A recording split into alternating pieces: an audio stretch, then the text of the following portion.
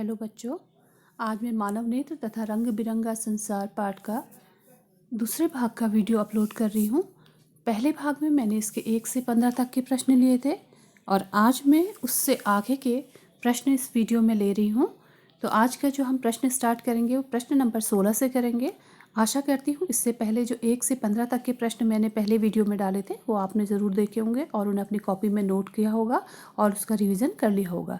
तो आज का वीडियो शुरू करते हैं प्रश्न नंबर 16 से। तो प्रश्न नंबर 16 है, अंतरिक्ष यात्रियों को आकाश का रंग कैसा दिखाई पड़ता है? तो इसका उत्तर है, अंतरिक्ष यात्रियों को आकाश का रंग काला दिखाई पड़ता है। अगला प्रश्न, मानव नेत्र में वस्तु का प्रतिबिंब किस भाग पर बनता है? तो इसका उत्तर है दृष्टिपटल अथवा रेटिना पर। अगला प्रश्न, स्वस्थ नेत्र की समंजन क्षमता का मान क्या है? तो स्वस्थ नेत्र की समंजन क्षमता 25 सेंटीमीटर होती है। अगला प्रश्न, नेत्र लेंस की फोकस दूरी किस गुण के कारण परिवर्तित होती है?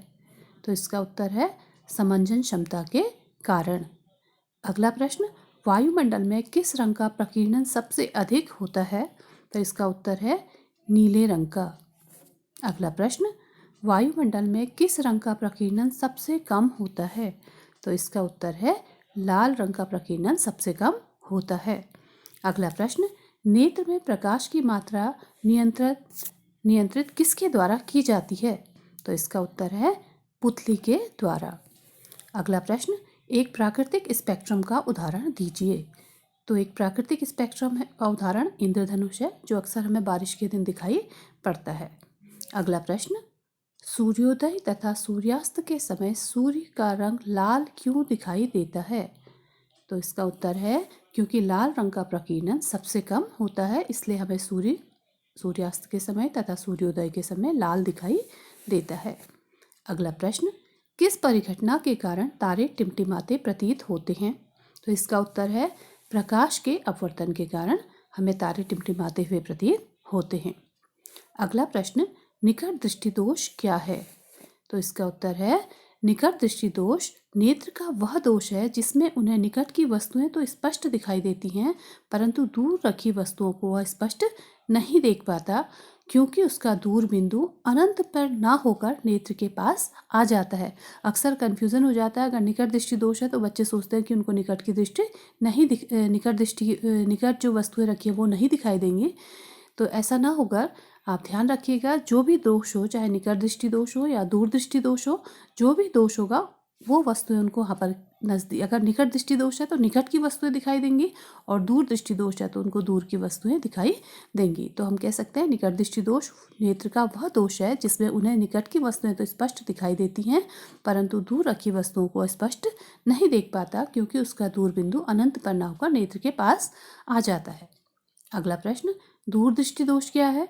तो इसका उत्तर है दूर दृष्टि दोष नेत्र का वह दोष है जिसमें उन्हें दूर की वस्तुएं तो स्पष्ट दिखाई देंगी। जैसे मैंने पहले बताया था कि जो दोष होगा वो चीज़ें उनको दिखाई देंगी। अगर दूर दृष्टि दोष है तो दूर की वस्तुएं उन्हें स्पष्ट दिखाई देंगी परंतु नज़दीक रखी वस्तुएं स्पष्ट नहीं दिखाई देती क्योंकि ऐसे दोषयुक्त व्यक्ति का जो निकट बिंदु होता है 25 सेंटीमीटर पर ना होकर दूर हट जाता है। अगला प्रश्न, समंजन क्षमता किसे कहते हैं?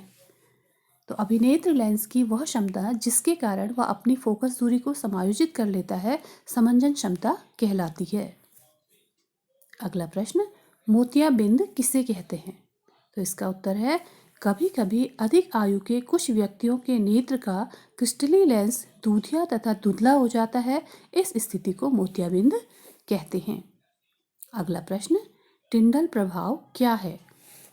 तो इसका उत्तर है कोलाइडी कणों द्वारा प्रकाश के प्रकीर्णन की जो परिघटना होती है उसे हम टिंडल प्रभाव कहते हैं, या कोलाइडी कणों द्वारा प्रकाश के प्रकीर्णन की परिघटना टिंडल प्रभाव कहलाती है। अगला प्रश्न, टिंडल प्रभाव के 2 उदाहरण दीजिए। तो टिंडल प्रभाव के 2 उदाहरण, पहला बंद कमरे में किसी छोटे छिद्र से प्रकाश का आना, वो भी एक टिंडल प्रभाव का उदाहरण है, और दूसरा जंगल के कुहासे में जल की सूक्ष्म बूंदों द्वारा प्रकाश का प्रकीर्णन। तो ये दोनों हमारे टिंडल प्रभाव के उदाहरण। ये वीडियो यहाँ पर हमारा समाप्त हो जाता है। तो आपसे आशा करती हूँ कि आप इन प्रश्नों को अपनी कॉपी में नोट करेंगे और इसका रिवीजन करेंगे। इसका अगला वीडियो मैं फिर 1 तारीख को डालूँगी जो हमारे दूसरे पार्ट से संबंधित होगा।